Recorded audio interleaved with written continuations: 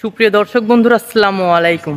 Mohibul video blog YouTube চ্যানেলের পক্ষ থেকে আপনাদের সবাইকে সুস্বাগতম আমার আরেকটি নতুন ব্লগ ভিডিওতে। তো বন্ধুরা, আজকের ভিডিওতে আমি আপনাদের মাঝে শেয়ার করতে চলেছি কুষ্টিয়া বড় স্টেশন। এই বড় স্টেশনের ইতিহাস দেখলে বোঝা যায় স্টেশনটি অনেক পুরনো, প্রায় 150 বছর পার হয়ে গেছে এই স্টেশনের বয়স। তো চলুন দেখে আসি এই স্টেশন। কুষ্টিয়া জগতি পর্যন্ত বাংলাদেশের সর্বপ্রথম স্টেশন তৈরি করা হয়।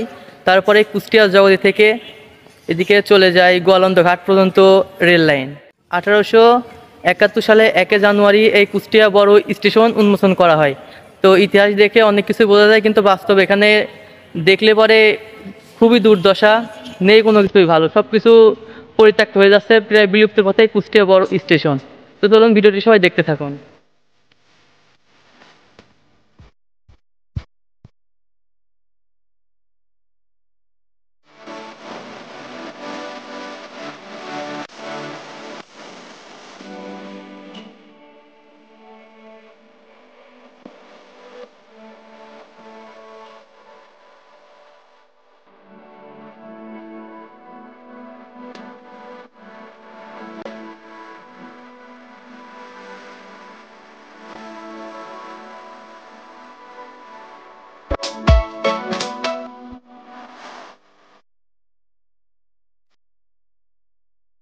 কলকাতা থেকে 1862 সালে কুষ্টিয়া জগতি পর্যন্ত রেল লাইন উন্মোচন করা হয়।